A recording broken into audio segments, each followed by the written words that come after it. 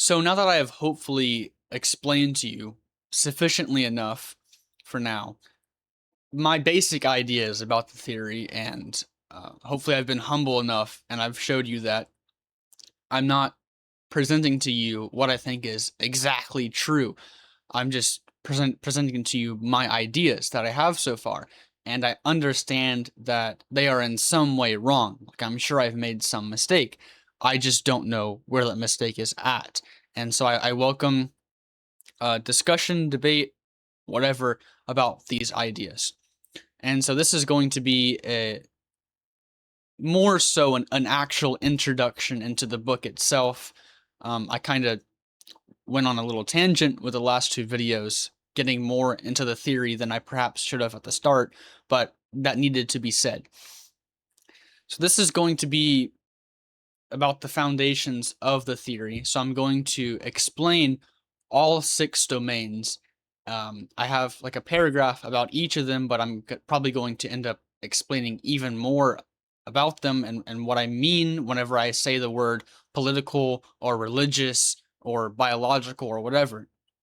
And so the first thing I'm going to say is the claim that we are nearing a unifying theory or a theory of everything is indeed a bold claim. To support such a claim, one would need to have many, or all, domains of human endeavor converge on the same idea or set of ideas. I am proposing such that we have collectively discovered to a degree the nature of reality and a system through which we can view it. It is by no means complete or perfect, and it certainly does not take into account the whole of reality. However, it's the best I can do, and I think it works quite well. So, sufficiently enough. I think this theory is supported by six areas of said human endeavor. The first is the evolutionary domain. The second is the biological domain. They are quite similar, so making the distinction may prove difficult. However, the evolutionary section will primarily be about how humanity developed, whereas the biological section will be primarily about where humanity currently is. The third is the sociological domain, where I will focus on the developmental stages of human life. The fourth is the political domain, where I will focus on human societies at large, states, governments, and systems of laws.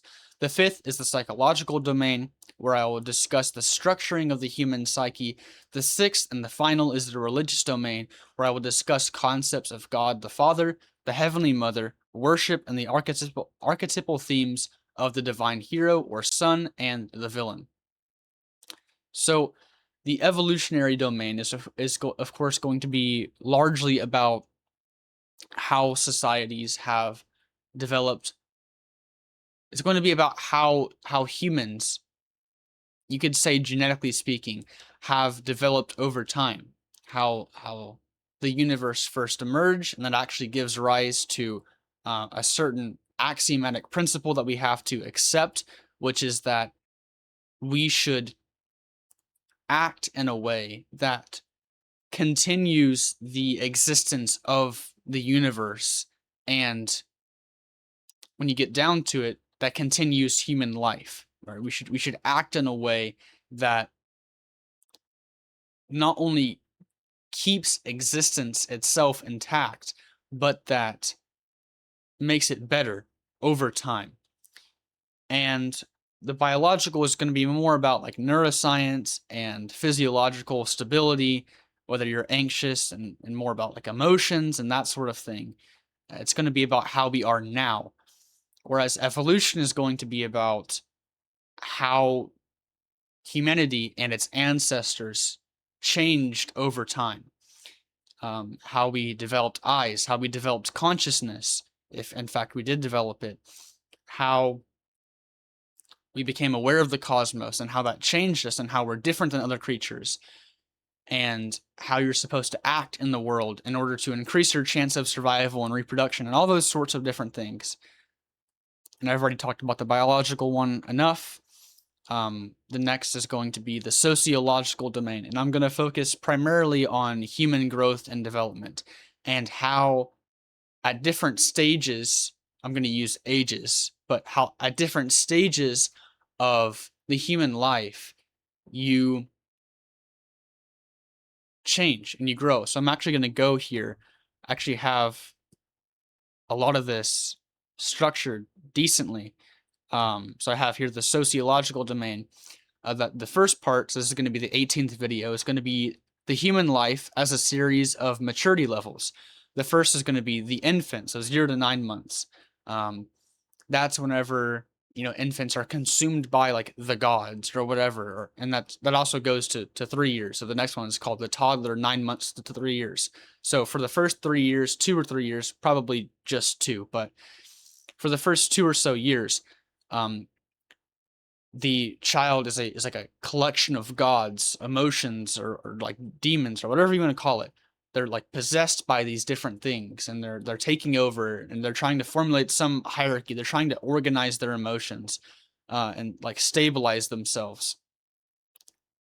So that's like the war between the gods and the culture. So you can kind of see how that like the human progression also maps quite similarly onto the progression of humanity and the progression of societies. And so I'm going to be talking about all of that. And then there's the kid, ages 4 to 12. They make friends, they mature, they grow. They try and fit in. They even do that from the adolescent, which is age 13 to 17, on this at least. They try and fit in. They find a group. They adapt to their society. They adopt the dogma of their culture. The young adult, 18 through 25, they're becoming individuals. They're separating from their culture. They're having their own distinctions. They become a parent, age 25 through 50. They mature. They understand more about reality. They're able to raise a child. They're being productive. They're continuing the species. And the grandparent, age 50 plus, they're helping their children help their children. And so the whole family line, the patterning of the family is laying itself out multi-generationally. And then the final is more of a conclusion. So that's the sociological domain. And you can kind of see how that actually maps on quite well to more psychological or mythological ideas or whatever. The fourth is the political domain. So this is more about, like I said, states, governments, and systems of laws. This is also culture in a way.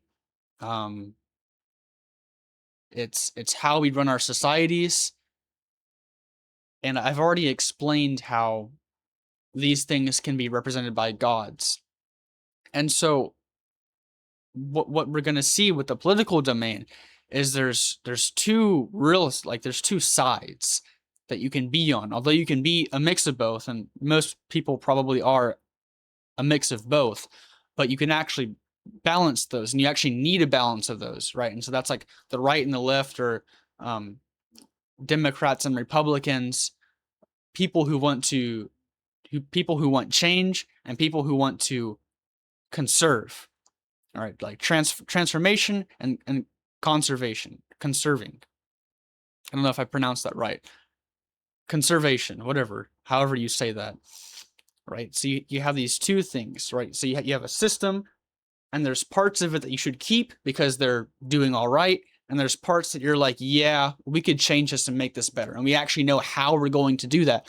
We actually have a plan as to how we're going to transform the system, right? And so you need both the right and the left. You need to conserve and transform something at the same time.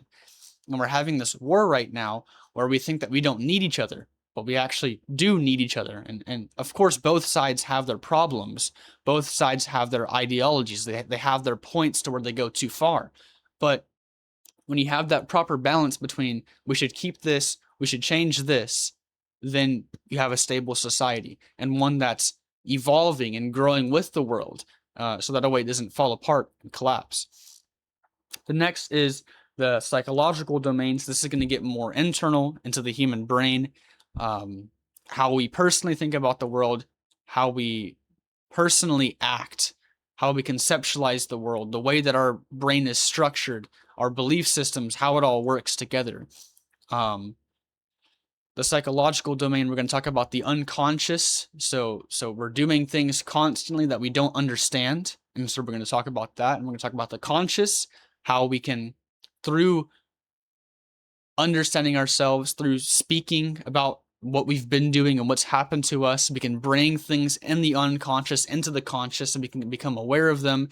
and then we can critique them and change them, and then we can adopt a new set of behaviors, and that will allow us to then make that unconscious again, right? So we can bring things out of that like chaotic unconscious substrate, bring it into the conscious through our consciousness, our conscience, and through speech, or through thinking, or through whatever means. Writing probably is good. You bring it into the conscious, you can change it, transform it, and then you can let yourself forget about it. Now you still act it out, but you forget the ideas and they go back into the unconscious. So we're going to talk about that. We're going to talk about personality, how it transforms over time, the big 5 personality traits. Then we're going to get into the religious ideas, where I talk about God the Father, the concept of the Heavenly Mother, so the divine parents, and then the ideas of worship. So what's most valuable, what you attend to, what's at the top of that hierarchy of gods. Archetypal themes of the divine hero. So the hero is the one who goes out and confronts that chaos, and he transforms the society. And of the villain, who maybe transforms it too much or conserves too much whenever he needs to change or whatever. And the divine hero can also be the son of the father and the mother. And we're going to talk about all those things. And then the 7th and final domain, you can call it a philosophical domain. It's the integration of all these, so it's bringing all of them together. I think you'll be able to see as the series progresses. Once I get to the end of the religious section, I think you'll be able to already start to see how these all work together. But to help you out and to explain my ideas and to think more, because when you're talking, you're actually thinking. I'm not just saying, oh, this is what I've already thought about for a super long amount of time, and I know for sure that this is true. I'm actually like thinking up things as I'm talking. And what I'm going to be doing in the 7th and final section is like philosophy. And philosophy is essentially the domain in which we bridge everything together. So you could consider philosophy the 7th domain of this, because it is kind of a domain, right? Like if you have a theory here in this domain, like a theory in 6 domains, if they converge all in one point, which would be under the domain of philosophy, then that's actually relevant. And so you can have these 6 domains, and then philosophy is what bridges them together. And so that's actually relevant. And you can consider that a domain, because, right, if something is true evolutionarily, but not true psychologically, I don't even think that's possible. But let's say for some reason that it's true, that they're different.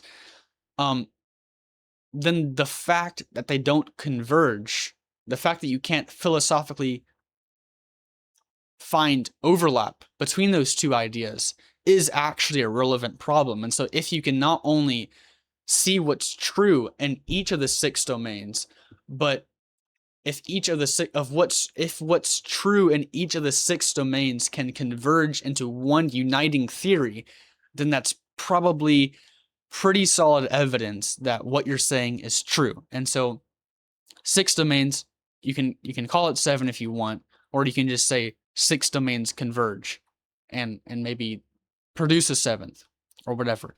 And so that's the layout. Hopefully I explained what I mean by these different things to a good enough degree, and I will see you in the first part.